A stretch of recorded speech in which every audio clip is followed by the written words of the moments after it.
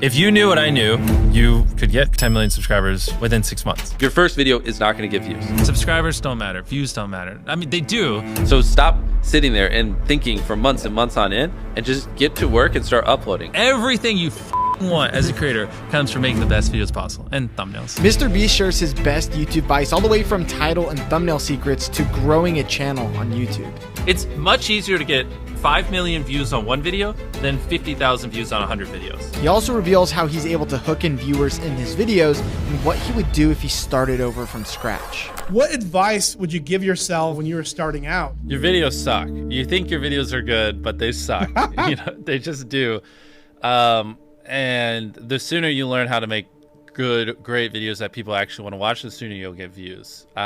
I think is the biggest takeaway. Because like when I was 14, I thought my videos were the best in the world. They weren't. They're terrible. Many people are making way better videos than me, but I didn't think that. And I think, you know, to be successful, you kind of have to have a little bit of that ego where you're like, you know, my content's great. You got to believe in it.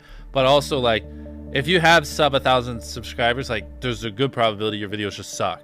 They just do. And you need to make hundreds of videos or 100 videos. I don't know. It depends on the difficulty of your videos. Improve something every time and just like get to the point where they don't. When you make good content, you'll blow up. It's not the algorithm. It's not anything. It's just like me and most people who are in my position, you just make terrible videos. And that's okay, because you got to make a bunch of videos and improve over time to be great. Like you don't just pick up a baseball and become an MLB level athlete within a year. You know, it takes many years, and YouTube's kind of the same way. A lot of people get analysis paralysis and they'll just sit there and they'll plan their first video for 3 months. And yeah, any of you listening, if you, especially if you have 0 videos on your channel, your first video is not going to get views, period. It's not. Your first 10 are not going to get views. I can very confidently say that.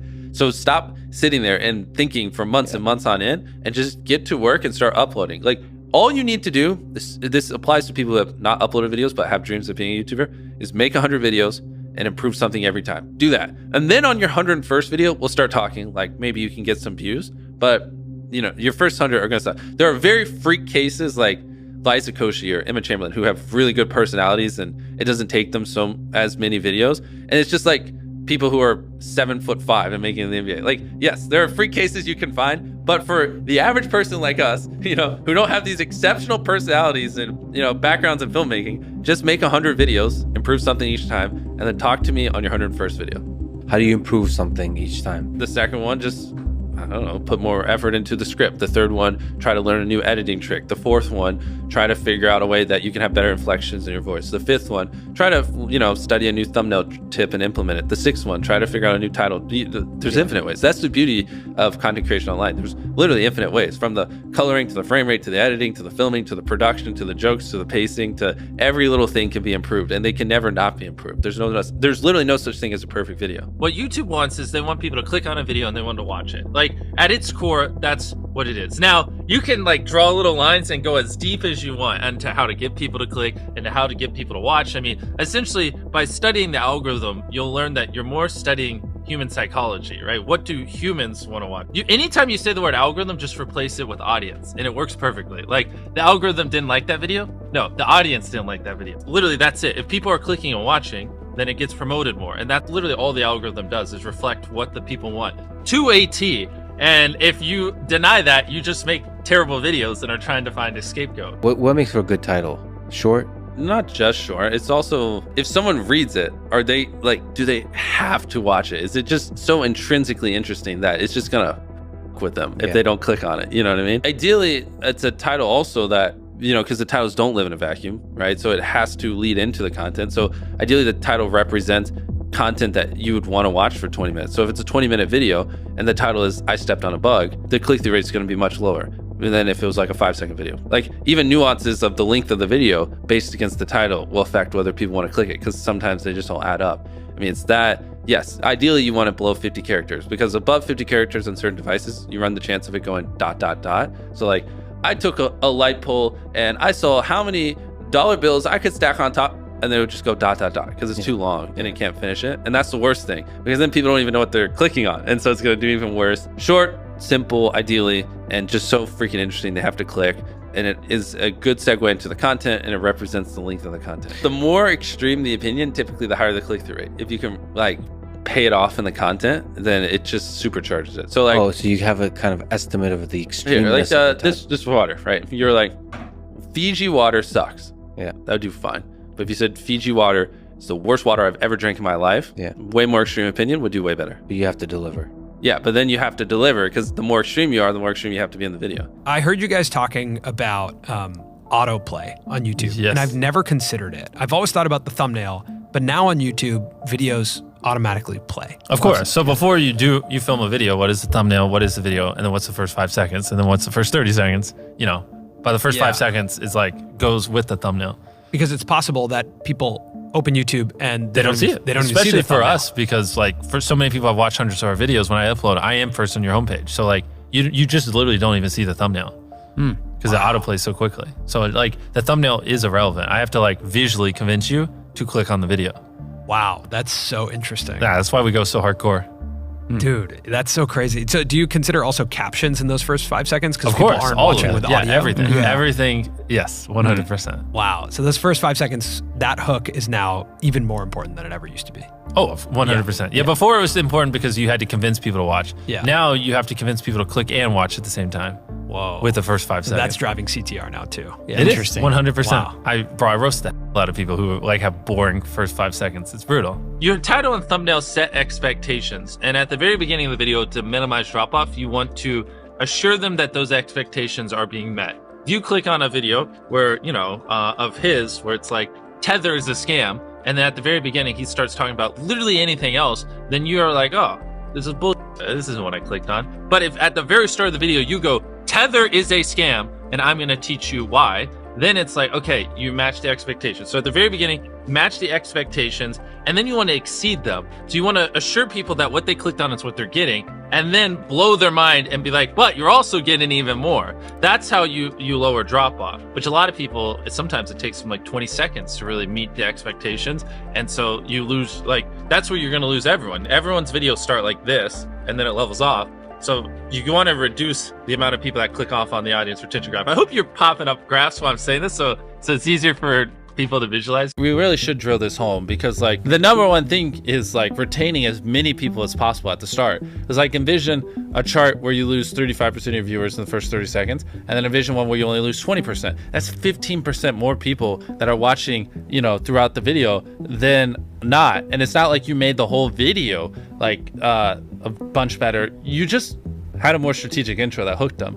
I'm struggling to put this into words and like to really impose how important that is, but like that 15% difference in viewership really does make the difference between hypothetically like 2 million views on a video and like 10 in my head. The thing people undervalue the most is literally the first 10 seconds of the video. Like, Yeah. I think I can quote it. I tied up an FBI agent and I have $100,000 in this bag. Here's a knife. Good luck, and I just run away. Like, it gives you everything you need. Yeah. No wasted words, short and concise, and then tension. You basically want to remove every dull moment. You probably want to find the 10 most critical people you know, make them watch the video and just roast it. You know, certain things like if I just talk to a camera for 10 seconds without a cut, like a lot of people will just like get bored or they'll lose interest. So like having a B cam and a C cam, and just, you can just talk for 10 seconds, but 3 seconds in cutting to a B cam and then a C cam, like now it's more interesting, even though it's essentially the same thing and not that crazy. But you want to have good pacing. Typically having a payoff at the end keeps them, right? Last sleeve circle wins 10 grand. If there is a low moment halfway through, you're going to watch to the end because you want to see who wins the 10 grand. So having a good payoff at the end. How do you keep viewers watching and, you know, happy with the video? I would say just give them why they clicked, tell them why they should watch, and then just stick on topic. Like that right there isn't even super complex, but that would already put you in the upper echelon of YouTube. It's hard for a lot of people. People, for whatever reason, like they just drag it out. A lot of vlog channels do it. It's like eating $100 ice cream, and they'll be like, I'm gonna eat $100 ice cream. But first, and then it's like earlier in the day, and it's just stuff that has nothing to do with what you clicked on. It's like them birthday shopping for their mom, and it's like that's not why I came here. What's interesting is the longer people watch something, the more likely they are to keep watching. So you don't have to try as hard in the hypothetically back half of a video as you do in the front. Like even right now, we're so deep into this where a lot of people listening are probably just going to keep listening relatively close to the end, unless we just have a really boring part of this conversation, because they're just in it. They're immersed.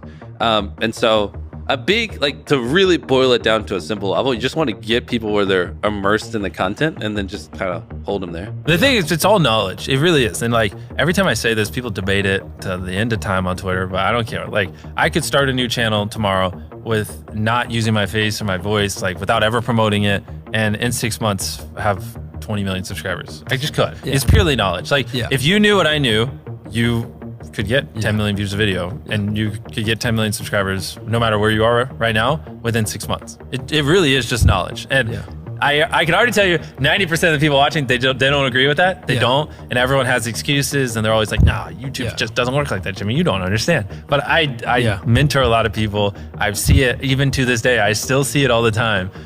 It is possible. It is simply knowledge. And the second you accept that it is knowledge and you start your, for me, 10,000 day journey of learning, for you, whatever it is, if you want to be less hardcore, and like actually figuring out, you know, what makes a good video, what does my audience want, how can I elevate, and then you take that knowledge and you just assume that I will never understand what the perfect video is, and every single day I just need to be devoted to learning as much as possible and improving as much as possible, and I got to improve every video as much as I can. Then there you go. There are tons of viral ideas that people can do that don't require money. It does not require money to go viral. Like at one point, one of my most viewed videos was like spending 24 hours in a desert.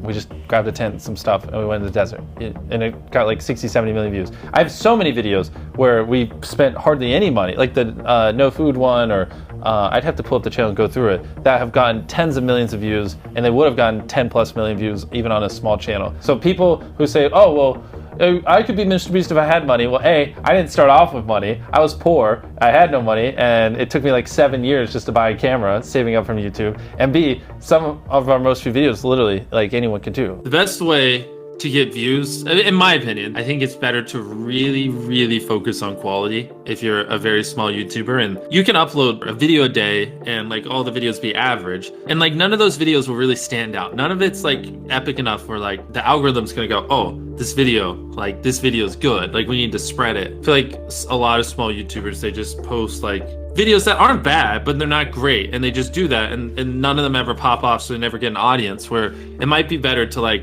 you know, upload half or a third or even like a fifth of the videos, but make the videos you upload so freaking good that like the algorithm has to promote it, and that, you know, it has to find audiences for it, because it's such an interesting and good video. When you like set a consistent schedule and you're constantly having to upload videos that aren't as good as you'd like because you got to hit, oh, this Monday, I said I'd upload every Monday, you know, like that's a dangerous trap, because then, you know, the viewers notice that the quality isn't as good and it makes them less likely to watch, and I think it hurts your longevity. A lot of times people, oh boy, it's like they think their videos are better than they are, honestly, and they tell them, Jimmy, tell them. I mean, they do, and you have to that, and they have horrible friend groups, because you really are like the type of YouTubers you hang around. And so like a lot of times I'm just like, what you're saying is wrong. Who told you this? They're like, well, this guy, and it's like, well, they're wrong. It's not true. There's no such thing as a perfect video. Like someone should always call you and it on your video, because it could be better. Like that's because imagine if someone does that every video and you upload hundreds, if not 1,000 videos over the next 10 years, and every single time someone's critiquing you and you're applying what they're critiquing. Like imagine the compound effect over that time span. It's invaluable. People think it's like, oh, well, it's all like CTR and stuff like that. But a big thing that everyone underestimates is it's, what was your experience with your last video? If people loved the last video of yours that they watched, they're more likely to watch your next one. For the YouTubers watching this, when people watch your video, they go, okay, that was good, but like that's enough of you for the day. Like it was all right, right? Whereas what you want is them to go, holy crap, that was crazy. Oh my God, what's that? Holy crap, that was crazy. Oh my God. And they watch 10 videos. That's what you're going for, that data can't describe. And like, I've never heard anyone talk about that, but that is it. That's how you get these high view counts, because people watch 10 videos, not one, you know? It's okay to draw inspiration from me, but just don't do what I do to a T. It's not like $1 versus blank. I'm the first person to do it. But I just, you know, saw that format and I was just like, how can I do that 100 times better? Right. How can I put 100 times more creativity into it? How can I level up the editing by 100 times? How can I spend 100, blah, blah, blah. And that's always my mindset. How can I, like, if I get inspired by something, how can I do that but 100 times better and make it my own? Whereas a lot of people are just like, oh, MrBeast did that. I'm just gonna do it. Yeah, how do I make a good thumbnail? How do I get people to click my video? You want it to be simple. You want them to be able to, like, when they're scrolling through their suggested or homepage or whatever touch point, you want them to instantly be able to understand what you're conveying, and you want them to feel some type of emotion. You know what I mean? The way I like to phrase it is you want to make it so interesting or spike their curiosity or whatever emotion so much that, like, if they don't click it, they'll wonder, you know, before they go to bed, like, what happened? You know what I mean? Like an example would be like, if you uploaded a video, I rode a skateboard with 1,000 other people on it, and like people are falling off the side or whatever. And I'm envisioning like a giant skateboard and people like hanging on the side of it. Maybe it's like about to go off a big ramp. If you don't click that, you're gonna like be so curious. It's gonna be on your mind, you know? Later in the day when you're daydreaming, you're gonna think like, what happened? What happened to those 1,000 people on that skateboard? That's kind of the mindset I think you should have when making thumbnails. How often do you change a thumbnail on a video? Is that something do you usually just stick with one, or you try different ones? Well, I think we get better at making thumbnails every year. So it's more, when I upload a thumbnail, I usually think it's good and I don't change it most of the time. But what happens is like 3 years later, I look back and I'm like, oh, that's a horrible thumbnail. And so it's usually like every 2 years we just go back and update a lot of our older thumbnails just because they're terrible. Just with like the new knowledge we have and what we've learned. And funny enough, that actually usually does help quite a bit when we update the thumbnails on old videos. They usually do see a little bit of an uptick because they're just, you know, if we take an old thumbnail where it's like seeing if whatever, like 100,000 magnets can stop a car, and it just looks terrible. And then with the new stuff, I know we zoom in a little bit so it's a little more visible and make things look better.